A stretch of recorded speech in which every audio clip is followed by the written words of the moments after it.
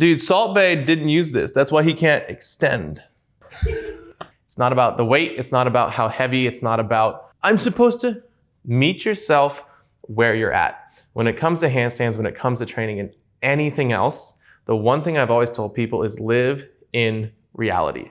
And the example I'll give you is if you say you're a level 10, but you're really a level 7, and you come to me, you've told me you're level 10, and I say, yeah, let's do a quick little fun tramp warm up.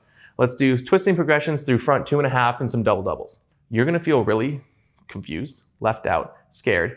I'm gonna be confused because I'm not gonna know what's wrong.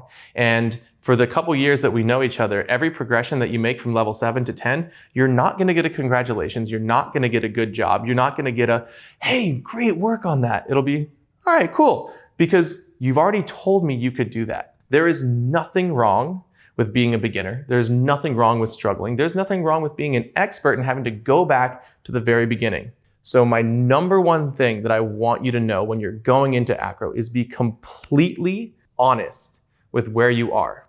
Because then every step you make along the way, you're gonna have support, you're gonna get positive affirmations, great job, you got that, incredible. And you are going to feel validated with each little step you make, which is gonna make that progress snowball. You're gonna get your dopamine rush, you're gonna continue to improve. Whereas if you lied about where you were, you're gonna struggle, you're not gonna get validation, and you're gonna feel demoralized. Yeah, and the big thing when you're working with teachers is you have an hour with someone. You're not going to completely revolutionize your practice. The way that I try and approach lessons is I'm trying to figure out where are the holes in my mental model, Exactly.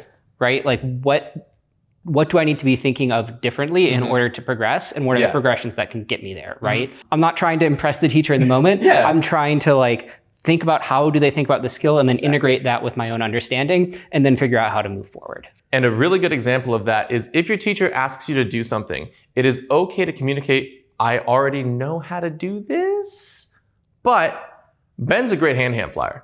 Ben has a good handstand. Ben struggled with a kicks to handstand off the opposite leg. So just because your teacher asks you to do something that you already know how to do, a lot of times it's because we are trying to do what he said, which is check for the holes. You know, your mental model, where are the holes?